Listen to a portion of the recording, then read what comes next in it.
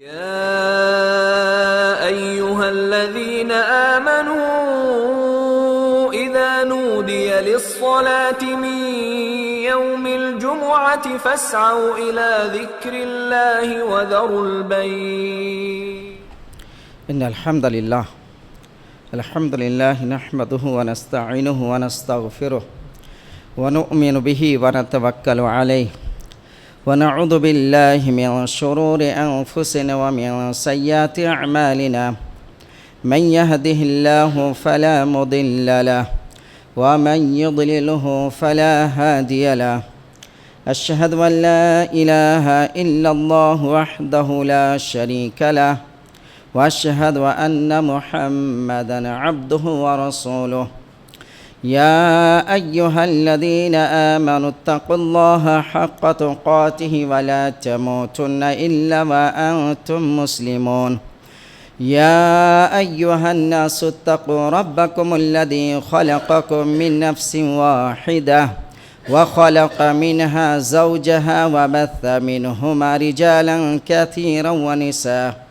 واتقوا الله الذي تساءلون به والأرحام إن الله كان عليكم رقيبا. يا أيها الذين آمنوا اتقوا الله وقولوا قولا سديدا يصلح لكم أعمالكم ويغفر لكم ذنوبكم ومن يطع الله ورسوله فقد فاز فوزا عظيما. أما بعد فإن خير الحديث كتاب الله وخير الهدي هدي محمد صلى الله عليه وسلم وشر الأمور محدثاتها وكل محدثة بدعة وكل بدعة ضلالة وكل ضلالة في النار. وقال الله تبارك وتعالى في موضع آخر وإنك لعلى خلق عظيم. سبحانك لا علم لنا إلا ما علمتنا إنك أنت العليم الحكيم. رب اشرح لي صدري ويسر لي أمري واحلل عقدة من لساني يفقه قولي. ربي زدني علما. معزز محترم سامعین کرام، پردہ نشین مومن خواتین، ہر طرح کی تعریف، توصیف، بڑائی، کبریائی وحدہ لا شریک لہ رب العالمین کے لیے ہیں۔ اللہ تعالیٰ کی مختصر تعریف حمد و ثنا کے بعد پیارے نبی محمد رسول اللہ صلی اللہ علیہ وسلم، آپ کے اہل ویال، ازواج مطہرات، تمام اصحاب اجمعین اور متبعین پر سلامتی فرما آمین۔ حضرات گرامی، جیسا کہ آپ کو معلوم ہے کہ آپ کے سامنے سیرت النبی صلی اللہ علیہ وسلم کی سیریز چل رہی ہے۔ اس اعتبار سے گزشتہ بار جب میں آپ کے سامنے آیا تھا، خانواد نبوت یعنی اللہ کے رسول صلی اللہ علیہ وسلم کے خاندان کی اہم کڑی، اس کے تعلق سے میں بتا رہا تھا، تو بتاتے بتاتے میں عبد المطلب تک پہنچا تھا۔ عبد المطلب کے زندگی میں دو اہم واقعات پیش آئے۔ ایک تھا چاہے زمزم کی کھدائی، جس دوران عبد المطلب کے ساتھ آزمائش کیے، ایک طرح کا امتحان کا وہ بھی پیش آیا، یہاں تک کہ عبد المطلب نے جذباتی ہو کر، جذبات میں آ کر یہ کہہ دیا مکہ والوں کے سامنے کہ اگر اللہ تعالیٰ نے مجھے 10 اولاد عطا کرے اور سب کے سب جوان ہو جائے، اپنے دفاع کے قابل بن جائے، تو میں اللہ کے راہ میں ایک اولاد کو قربان کر دوں گا۔ یہ بات بھی آپ کے سامنے آئی تھی۔ اور دوسری جو بات تھی یا دوسرا واقعہ جو ان کی زندگی میں ہوئے ہے، واقعہ فیل یعنی ہاتھی والوں کا واقعہ۔ ایک ایسا واقعہ تھا، ایک ایسا واقعہ ہے جس سے پوری عرب دنیا کو ہلا کر رکھ دیا تھا۔ صرف عرب دنیا ہی نہیں، بلکہ اس وقت اگر ہم کہیں سپر پاور کے اعتبار سے روم اور فارس تھا اس وقت، یہ دونوں آپس میں خوب لڑتے جھگڑتے تھے۔ ان سے کوئی بڑی سلطنت نہیں تھی اس زمانے میں. یہ دونوں نے بھی آپس میں جب یہ دیکھا تو پریشان ہو گئے, اور فارس نے بہت جلدی, مولانا صفی رحمان صاحب لکھتے اپنی کتاب برحق المختوم میں, فارس نے جلدی یمن پر یلغار کرتے قبضہ کر لیا, فوری طور پر کر لیا اس نے. یہ واقعہ تھا یہ اصحاب فیل والا. تو آئیے آج آپ کے سامنے سلسلہ کو آگے بڑھاتے ہوئے اصحاب فیل کو ہم آپ کے سامنے رکھتے ہیں کہ واقعہ کیا تھا, یہ کیسا واقعہ تھا, یہ ایسا کیا تھا, کیا ہوا تھا اس وقت کہ جو ہے نا باقاعدہ طور پر ایسا ہو گیا کہ واقعہ فیل جو ہے نا آگے آپ کے سامنے.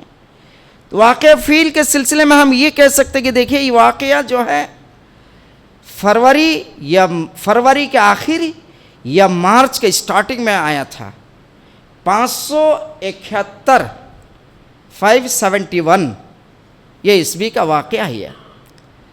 اس وقت مورخین کے جب ہم دیکھتے ہیں ان کے تاثرات یا ان کے ہم جو نا ماخذ کو دیکھتے تو ایسا لگتا ہے کہ فروری مہینے کے آخری میں واقعہ پیش آیا تھا یا مارچ کے سٹارٹنگ میں, یہ یعنی شروعات میں واقعہ پیش آیا تھا, ایسا لگ رہا ہے مولا. ٹھیک اللہ کے رسول صلی اللہ علیہ وسلم کے 50 یا 55 دن پہلے واقعہ پیش آیا تھا. یہ اللہ کے رسول صلی اللہ علیہ وسلم کے 50 یا 50 پر 5 دن پہلے یہ واقعہ پیش آیا تھا. اس واقعے سے ایک بات یہ ثابت ہوتی ہے کہ یہاں پر نبی کا پیدا ہونا, یہاں پر نبی کا پیدا ہونا, یہ قبلہ ہونا, یہ ایک طرح سے خدائی مدد ہے, یہ اللہ کی کرشمہ ہے, یہ قدرت کا تماشا ہے.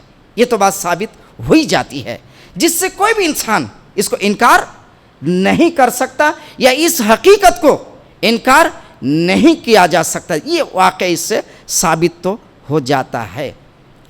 تو اس میں ہوا کیا تھا, ابرہہ صباح, اس کا نام کیا لکھا گیا ہے, ابرہہ صباح اس کا نام لکھا. اس نے دیکھا کہ مکہ کی طرف لوگ حج کے لیے جاتے کثیر تعداد میں. کثیر مطلب دنیا کا پورا حصہ, دنیا کا پورا حصہ عبادت کی نظر سے حج کے ارادے سے مکہ کا سفر کرتے. یہاں تک کہ آپ نے ابھی اس سے پہلے کے مہینے میں سنا ہوگا, رجب کے مہینے میں حرمت والے 4 مہینے ہیں, حرمت والے مہینے 4 ہیں.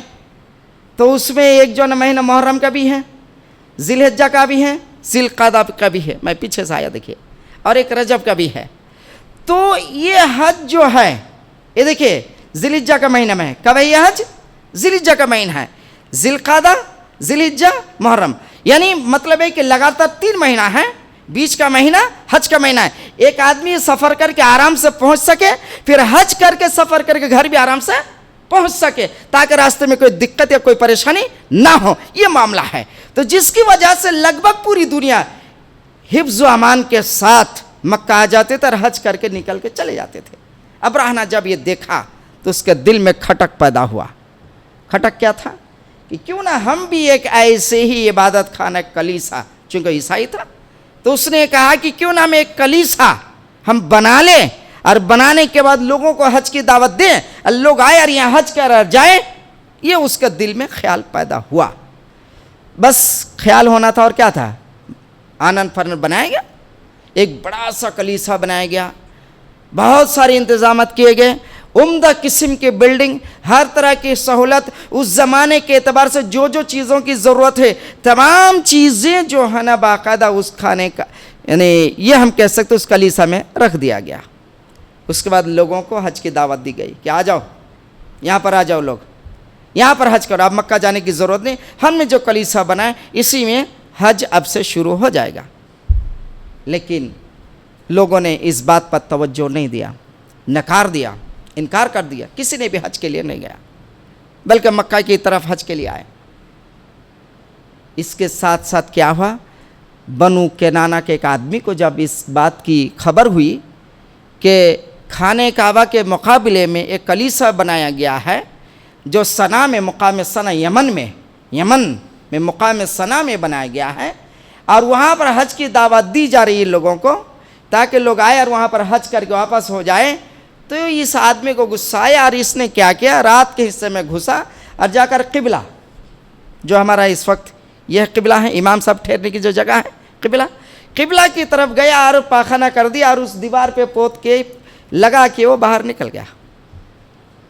ابرہہ کو جب پتہ چلا تو بہت غصہ ہوا, کیونکہ کنانہ عرب سے تعلق ہے, اس کا تعلق عرب سے ہے, عرب کا رہنے والا ہے. اتنی ہمت, ایک تو حج کرنے کا آیا نہیں اس لیے وہ تو بہت ٹینشن میں تھا, دوسری بات اس حرکت کے بعد اس کو بہت زیادہ آگ بگولا کر دیا, بہت زیادہ آگ بگولا ہو گیا اور بہت زیادہ غصے میں آ گیا. یہاں تک کہ وہ کیا باقاعدہ طور پر ابرہہ ایک لشکر جرار, یعنی جس کو ہم کہہ سکتے ہیں 60,000 کی لشکر لے کر یمن سے الغار کرتے ہوئے باقاعدہ طور پر وہ وہاں تک پہنچا جس سے مغمس کہہ سکتے ہیں, مغمس تک وہ پہنچ گیا. 60,000 کا لشکر لیا, یمن سے الغار کرتا ہوا مغسم تک پہنچ گیا, مغمس تک وہ پہنچ گیا. وہاں پر پہنچنے کے بعد مکہ کے داخلے کی تیاری شروع کر دیا. راستے میں طائف بھی پڑا, طائف کے بڑے بڑے سردار ہاتھ جوڑ دیا کہ آپ کو جو چاہے کر لو. کہا کہ ہم کو رہنما چاہیے, تو کہا کہ ٹھیک ہے میں رہنما دے دیتا مکہ کو. اس کو مکہ میں معلوم نہیں تھا تو رہنما بھی حاصل کر لیا. اس طریقے سے مکہ میں داخلہ ہونے کے لیے تیاری شروع کر لیا. مورخین لکھتے ہیں اس کے پاس 9 یا 13 ہاتھی تھا, 9 یا 13 ہاتھی تھا اس کے پاس, اور ایک زبردست ہاتھی اپنے لیے چن لیا, ایک زبردست ہاتھی اپنے لیے چن لیا اور مکہ میں داخلے کی تیاری اب شروع کر دی. اور مکہ میں داخلہ شروع ہو گیا, یعنی مکہ کی طرف آگے بڑھنے لگا. یہاں تک کہ یہ جو ہے نا مزدلفہ اور منا کے درمیان کا حصہ ہے, مزدلفہ اور منا کا درمیان حصہ ہے جسے وادی محصر کہہ سکتے. اس وقت جو حج کے لیے گئے ہیں وہ دیکھے ہوں گے, یا جو لوگ عمرہ کیے ہیں ان کو پتہ ہوگا شاید اس بارے میں. تو منا اور مزدلفہ کے بیچ کا حصہ وادی محصر ہے. یہاں پر جب پہنچا تو اس کی ہاتھی بیٹھ گیا, ہاتھی بیٹھ گیا. ابرہہ کے ہاتھی جہاں پر اس جگہ کا نام کیا ہے, وادی محصر ہے, محصر ہے زیر کے ساتھ, سین کے نیچے زیر ہے. مولانا سیف الرحمن سے یہی اپنی کتاب میں لکھا ہے. تو مطلب یہ ہے کہ محصر جب پہنچے ہاتھی بیٹھ گیا. اب ہاتھی اٹھنے تیار نہیں ہے, اگر اس کو جنوب کی طرف بھگایا جائے تو اٹھ کر دوڑتا ہے, اگر مشرق طرف بھگایا جائے تو دوڑتا ہے, لیکن مکہ کی طرف دوڑا جائے تو جاتا ہی نہیں. یہی سب معاملہ چل رہا تھا کہ ایسے میں کیا ہوا, چڑیوں کا جھنڈ جیسا ابابیل کہتے ہیں, جس سے ہم کیا کہتے ہیں ابابیل. اللہ نے باقاعدہ اس کا قرآن میں نام لیا ہے, طیرن ابابیل, اللہ نے کہا باقاعدہ طور پر اس کا نام لیا ہے. اس سلسلے میں ایک لفظ یہ ضرور ہے کہ چڑیا کا نام تو ابابیل ضرور ہے, لیکن دکھنے میں چڑیا قمری جیسے بھی لگتے. بعض علاقوں میں بعض حصوں میں اس کو قمری بھی کہا جاتا ہے, بعض علاقوں میں. یہاں پر کیا کہتے ہیں مجھے نہیں معلوم ہے. تو مطلب یہ ہے کہ یہ چڑیا, یہ ابابیل چڑیا جب نمودار ہوا سمندر کی طرف سے جھنڈ کے جھنڈ, تو اس کے پاس 3 کنکریاں تھیں, ایک چونچ میں اور 2 پیر میں تھی. تو کنکریاں ٹھیکری کی طرح نکلتی تھی اور گرتی تھی, یہ کنکریاں گرتی تھی. مولانا صفی الرحمن لکھتے ہیں کہ ہر ایک کو پر کنکریاں نہیں گرتی تھی, بلکہ جس کو لگتی تھی وہ مرنے کے قریب ہو جاتا تھا, اس کی انگلی کے پور جھڑ جاتے تھے, جسم پھٹ جاتا تھا اور آدمی جو ہے نا پریشان ہو جاتا تھا. اور اس طریقے سے لشکر میں ایسی بھاگ دوڑ مچی کہ جو جس کو سمجھ میں آتا تھا اسی طرف دوڑ رہا تھا, روندتے کچلتے اچھلتے کودتے, کسی کو یہ نہیں دیکھتے سامنے والا کون ہے, بس اس حال میں جا رہا تھا, بھاگ رہا تھا. یہاں تک کہ منظر ایسا ہو گیا کہ ہر چوراہے پہ گر کے لوگ مر رہے ہیں, ہر پانی کے چشمے میں لوگ گر رہے ہیں, لوگ راستے میں مرتے ہوئے گر رہے ہیں, کوئی رینگتے ہوئے جا رہا, کوئی لڑکتے ہوئے جا رہا. یہاں تک کہ جو ہے نا لوگوں کے ایسا انتشار پیدا ہو لوگوں میں جو بیان کرنا بہت مشکل ہے بلکہ ناممکن ہے. اس حالت میں لشکر تتر بتر ہو گئی. ادھر ابرہہ کا حال کیا ہوا, ابرہہ بڑی مشکل سے وہاں سے نکلنے میں کامیاب تو ہو گیا, لیکن اس کے انگلی کے پور جھڑ گئے.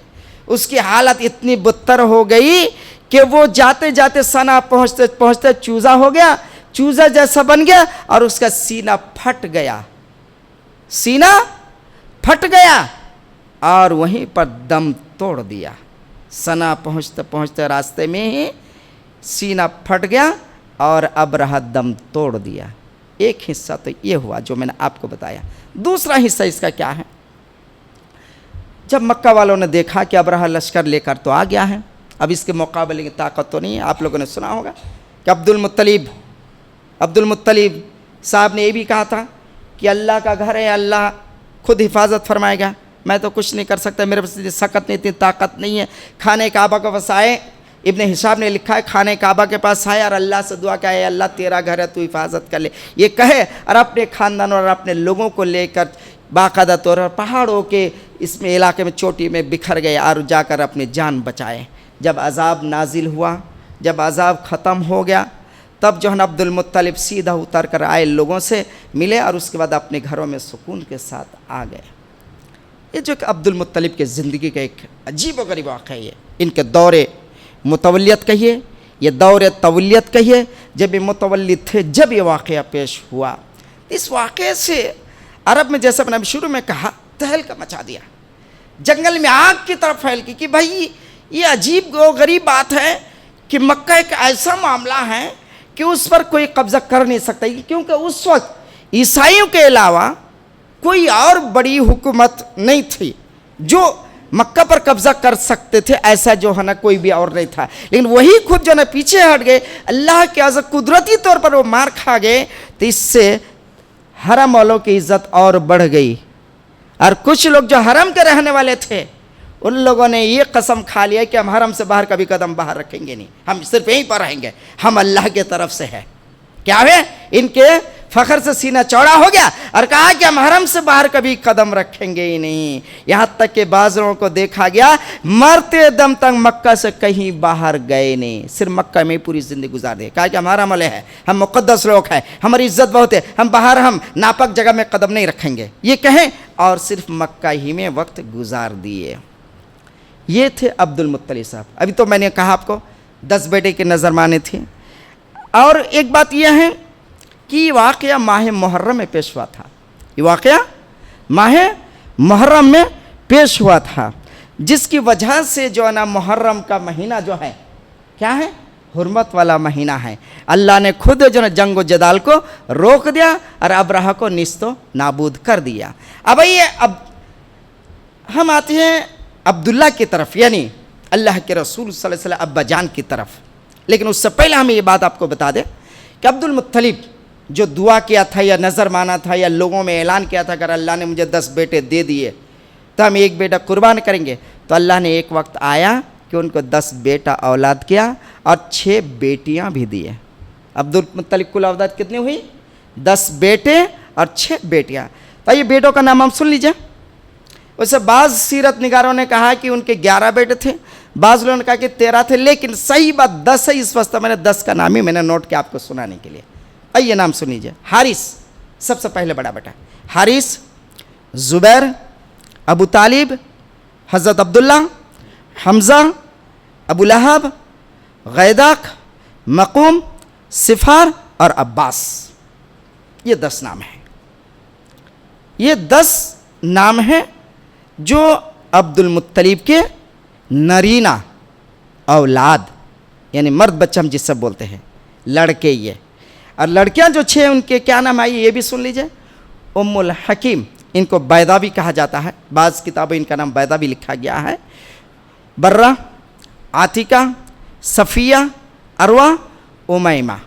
یہ 6 اولاد نرینہ نہیں بلکہ یہ جو ہے نا اللہ کے رسول صلی اللہ علیہ وسلم کے پھوپھیاں ہیں، یہ یعنی عبد المطلب کی بیٹیاں ہیں، یہ 6 بیٹیاں ہیں۔ اب یہاں پر ہم آپ کو ایک بات کا ذکر کریں گے کہ اللہ کے رسول صلی اللہ علیہ وسلم کے دادا جان کا نام تو ہم بڑے فخر سے عبد المطلب، لیکن سوال ہے کہ دادی کا نام کیا ہے بھائی؟ دادی کون ہے ان کے؟ اللہ کے رسول صلی اللہ علیہ وسلم کی اکثر لوگوں کو یہ بات پتہ نہیں ہے. کئی لوگوں کو میں نے پوچھا کہ دادی کا نام کیا ہے, کہا کہ دادی کا نام نہیں معلوم ہے. کہ دادا کا کہ عبد المطلب, سب کو معلوم ہے. تو یہ دادی کا بھی نام سنیے, اس کا تھوڑی سا نسب پیش کریں گے آپ کے سامنے ان کی عزت کے خاطر کہ اللہ کے رسول صلی اللہ علیہ وسلم خاندان جو ہے بڑے ہی معزز خاندان, ہاشمی قریشی خاندان ہے آپ کا. تو دادی کا نام فاطمہ, دادی کا نام فاطمہ تھا اللہ کے رسول صلی اللہ علیہ وسلم کے, اور اپنی دادی کا ہی نام اللہ کے رسول اپنے بیٹی کا نام فاطمہ میں رکھا تھا. چھوٹی بیٹی فاطمہ, اپنے دادی کا ہی نام رکھا تھا فاطمہ. تو کیا ہے, فاطمہ بنت عمر بن عائس بن عمران بن مخزوم بن لقیدہ بن مرہ کی یہ جو نا بیٹی تھی. یعنی اللہ کے رسول صلی اللہ علیہ وسلم کی یہ دادی جو عبد المطلب کی بیوی تھی, یہ فاطمہ نام ہے. بڑے اونچے خاندان مخزوم خاندان کے ہیں. اور مخزوم کا نام آیا تو آپ کو ایک نالج کے بعد بتاتے ہیں, ابو جہل بھی اسی خاندان سے تھے. ابو جہل بھی اسی خاندان سے, قبیلہ بنی مخزوم سے ہی تھے. ابو جہل بھی اسی خاندان سے تھا. اس اعتبار سے اللہ کے رسول کے بہت قریب تھا وہ.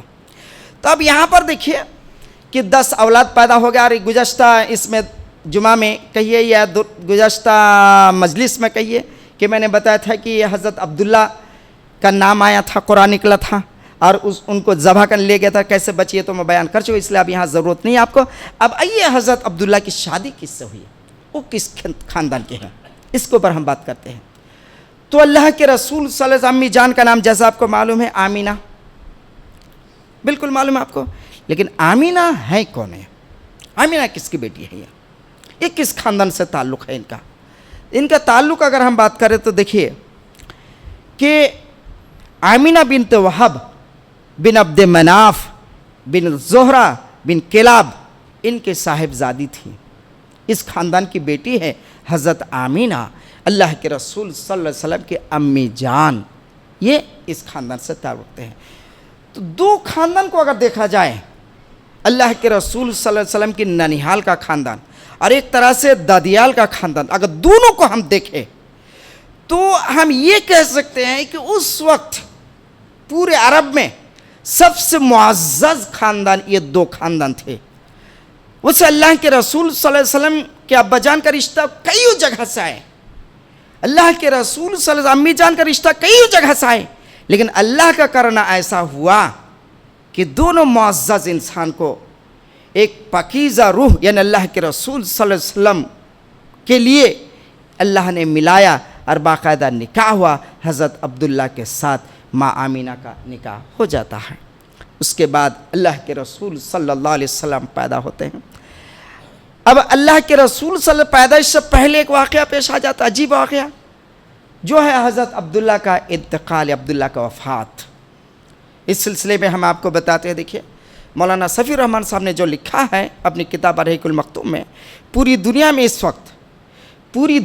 وقت الرحیق المختوم سے صحیح کتاب کوئی بھی نہیں ہے سیرت کے بارے میں, اس لیے میں بار بار نام لے رہا ہوں ان کا.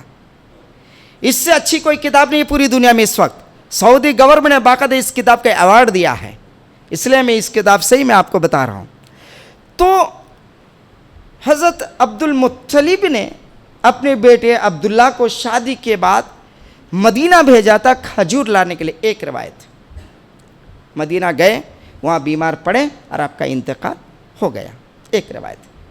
دوسری روایت کی اگر ہم بات کریں کہ ایسا نہیں معاملہ یہ ہے, ملک شام تجارت کے لیے گئے تھے حضرت عبداللہ, تجارت کے لیے گئے اور جانے کے بعد آپ جب واپس ہو رہے تھے تو مدینہ آتے آتے آپ کی طبیعت بگڑ گئی, باقی ساتھیوں کو بھیج دیا اور خود مدینہ میں رک گئے اپنی طبیعت خراب ہونے کی وجہ سے, اور وہیں پر آپ کا انتقال ہو گیا.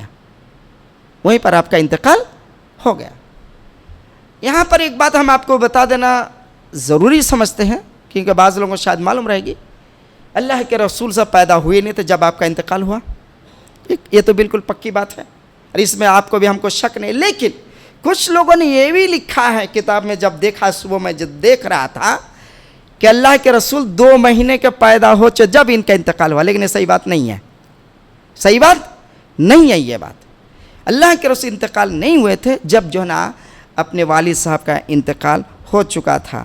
اب اس کے بعد جب مدینہ میں آپ کا انتقال ہو گیا تو آپ کی تدفین کہاں ہوئی؟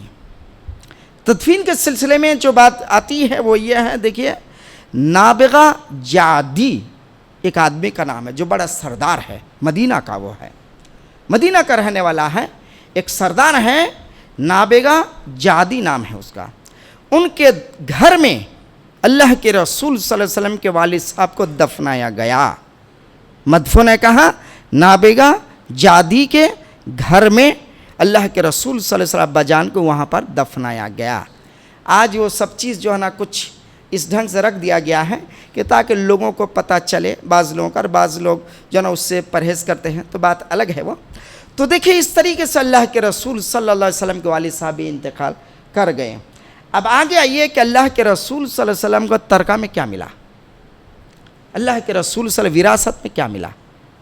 ابا جان تو انتقال کر گئے، اور آگے آئے گی بات آپ کے سامنے۔ دائے حلیمہ جب بچوں کو لینے کے لیے آئے تھے تو اللہ کے رسول کو اس لیے نہیں لے رہے تھے کہ آپ یتیم ہیں، ان کے باپ نہیں ہیں، ان کے دادا کیا دے سکتے مجھے، ان کے بوڑھا دادا کیا دے سکتے، ماں خالی ہاتھ ہیں، ایک بیوگی کی زندگی گزار رہے ہیں، یہ ماں کیا دے سکتے مجھے، یہ سوچ کر وہ نہیں لے رہے تھے دائے حلیمہ اللہ کے رسول صلی اللہ علیہ وسلم کو۔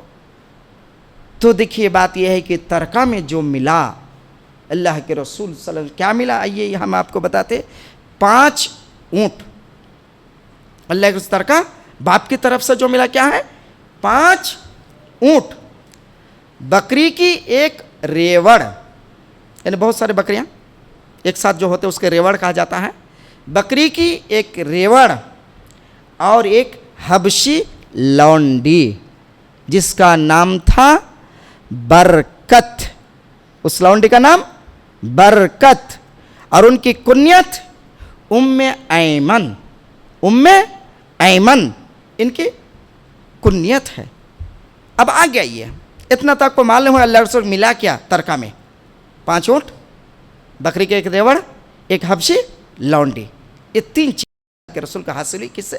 اپنے باپ کے جائیداد میں سے۔ ام ایمن کا نام آیا تو میں آپ کو 1-2 بات میں بتاؤں گا یہاں پر۔ یہی ام ایمن ہے جس کو اللہ کے رسول صلی اللہ علیہ وسلم آگے چل کے امی جان کہہ کے پکارتے تھے، امی جان کہتے تھے اللہ کے رسول صلی اللہ علیہ وسلم، چونکہ ماں کے انتقال کے بعد سہارا انہوں نے دیا تھا۔ جب عبد المطلب کے ساتھ آمینہ نکلے اپنے گھر سے اپنے شوہر کی زیارت کے لیے مدینہ، ام ایمن ساتھ تھی، اور آتے آتے راستے میں مقام ابوا میں امی جان کا بھی انتقال ہو جاتا ہے۔ اس وقت اللہ کے رسول صلی اللہ علیہ وسلم کا ہاتھ جو پکڑتے ہی ام ایمن ہے جنہوں نے ہاتھ پکڑا اور اپنے گود میں اٹھایا، اور مرتے دم تک، جوان ہونے تک کبھی بھی اللہ کے رسول کو کوئی تکلیف ہونے نہیں دی، بلکہ اللہ کے رسول کو اٹھا لائے، اپنے گود میں لیے، امی جان کا پیار دیے، یہاں تک کہ اللہ کے رسول باقی عمر امی جان کہہ کے ام ایمن کو پکارا کرتے تھے۔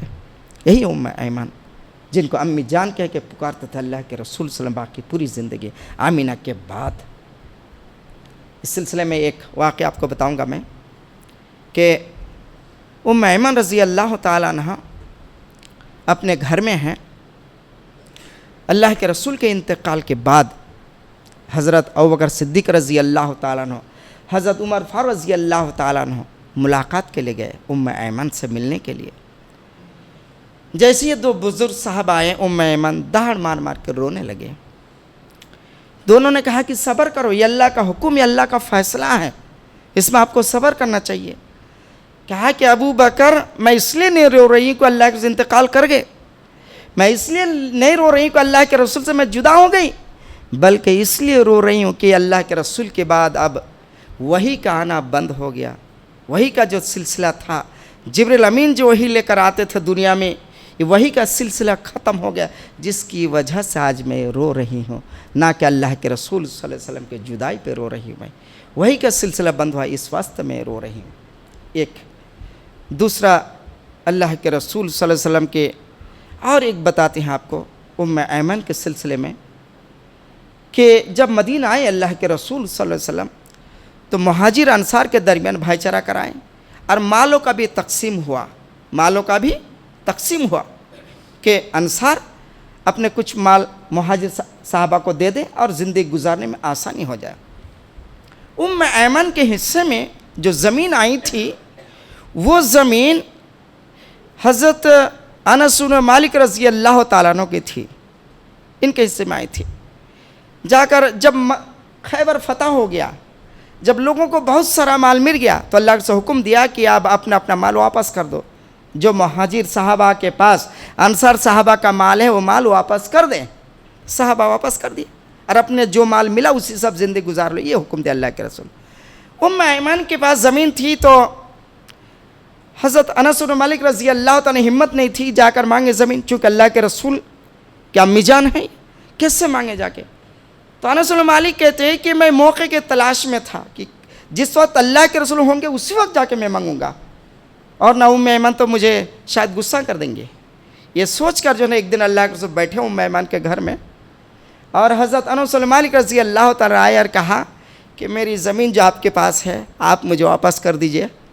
بس ام ایمن کا سننا تھا کہ غصہ ہو گئے اور اٹھے اور ان کی ایک دم کپڑا پکڑ لے، کہا کہ تم مجھ سے زمین لوگے، مجھ سے زمین لوگے تم واپس؟ یہ کہے یار غصہ ہو گئے۔ انس بن مالک کچھ بھی نہیں کہہ رہے، اللہ کے رسول بیٹھے ہیں وہاں پر خاموش ہیں وہ۔ اللہ کے رسول کہا کہ امی جان چھوڑیے نا، آپ جانے دیجئے نا، آپ ان کو دے دیجئے، آپ کو میں اس سے بہتر دے دوں گا۔ اللہ کے رسول دیکھیے عاجزی کر رہے ہیں ام ایمن کے سامنے، کہتے کہ امی جان آپ چھوڑ دیجئے نا، ان کو جانے دیجئے، ان کو دے دیجئے، ان کو واپس کر، میں خود آپ کو اس سے اچھی زمین دے دوں گا۔ آپ خوش ہیں؟ کہا کہ ٹھیک ہے چلو میں واپس کر دے۔ ام ایمن کہے کہ جاؤ واپس کر دے، میں، اور ان کا کپڑا چھوڑ دیے۔ اللہ اسے اتنے احترام کرتے تھے ام ایمن رضی اللہ تعالیٰ عنہ کی، اتنا چاہتے تھے ام ایمن رضی اللہ تعالیٰ عنہ کو اللہ کے رسول صلی اللہ علیہ وسلم۔ صرف یہی نہیں، یہ آخر میں اور ایک بات کہہ کے میں ختم کروں گا کہ ایک دن اللہ کے رسول باہر سے آئیں اور آنے کے بعد ماں عائشہ صدیقہ رضی اللہ تعالیٰ نے کہا کہ ایک گلاس پانی لاؤ، پیاس لگی ہے۔ حضرت عائشہ آئے، پانی دیا، اللہ سے پی لے۔ ام ایمن بیٹھے تھے وہاں پر، ام ایمن نے کہا کہ عائشہ مجھے پانی دو، مجھے پیاس لگی ہے۔ تو حضرت عائشہ کے منہ سے نکل گیا کہ وہاں پانی رکھا ہے، لیجیے آپ پی لیجیے۔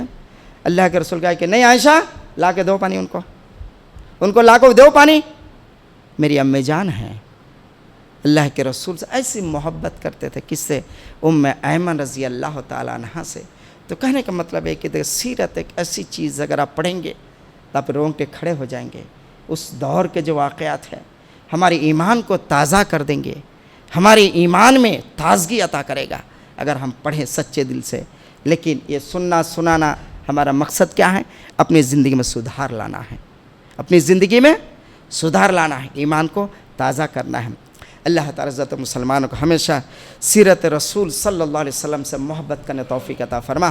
مولا کریم اللہ کے رسول صلی اللہ علیہ وسلم کے نقش قدم پہ چلنے توفیق عطا فرما۔